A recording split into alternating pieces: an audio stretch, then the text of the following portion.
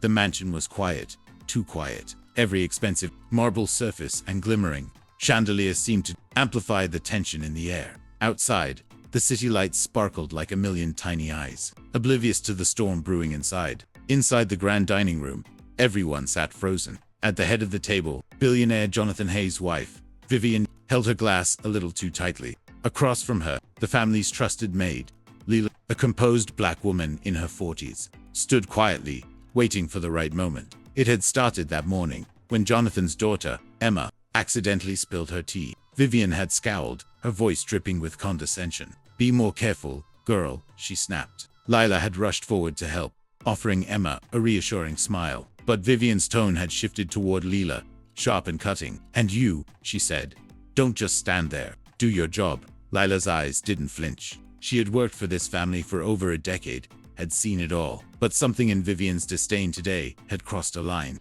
The tension crackled in the room like static electricity. Jonathan, busy reviewing his emails on a silver tablet, hadn't noticed the simmering storm. He was the kind of man who let money and power shield him from everyday dramas. But Lila had noticed, and she wasn't about to let the injustice slide. After dinner, as Vivian ordered Leela to clear the table faster, the maid's patience snapped not in anger, but in a quiet, commanding authority that made the room shift. "Vivian," Lila said, voice steady, "I have served this family with loyalty for 10 years. I have cared for your home, your children, and even helped when no one else would. But I will not be treated as less than because of who I am. You will address me with respect, or I will leave." The words hung in the air like a challenge. Vivian's face contorted with disbelief. "Excuse me," she demanded, her tone trembling with fury. "Do you know who I am?" Lila didn't flinch.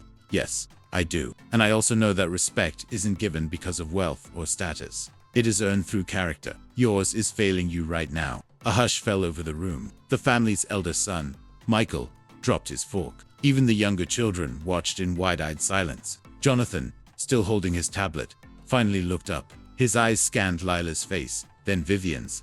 Something shifted. Vivian opened her mouth to argue, but Lila continued. "I have seen too much injustice, too many quiet smiles covering pain. Today, I will not stand silent. And you, everyone in this room, should remember, no one is above basic human decency." Jonathan leaned back, a slow realization dawning on him. This wasn't just about a spilled tea or a minor household dispute. This was about courage, about dignity, and about someone choosing to stand up for what was right, even when the world expected silence. Vivian's lips pressed into a thin line. She wanted to dismiss Lila, to regain her power, but the weight of everyone's gaze, especially Jonathan's, made her falter. The arrogance she had always relied on had no armor here. Lila turned to leave the dining room, her posture regal, but paused. She glanced back at Vivian. "You have a choice. Treat people with respect, or continue to lose yourself in arrogance." Then she walked out, leaving a silence heavier than any words could carry. Jonathan was the first to speak. "Vivian, that was extraordinary," he said, his voice steady but layered with emotion. "She's right." Vivian's jaw tightened, but she said nothing. Jonathan rose, walking toward Lila's retreating figure. "Lila," he called softly. She stopped, turning her eyes to him. He offered a small smile. "Thank you for reminding us what matters." The days that followed were different. Vivian, though still proud, began to show glimpses of humility. She watched Lila with a new awareness, noticing not just her efficiency, but her integrity, her unwavering commitment, and her courage. One evening, Jonathan called a family meeting. Lila entered, expecting the usual tension, but instead found a rare warmth. "I want everyone to hear this," Jonathan began. "Lila has shown us more than loyalty. She has shown us humanity. Respect is not given by title or money. It is earned." As she reminded us, the room fell silent. Vivian looked at Lila, eyes watering slightly. "I misjudged you," she whispered, voice shaky. "I was wrong.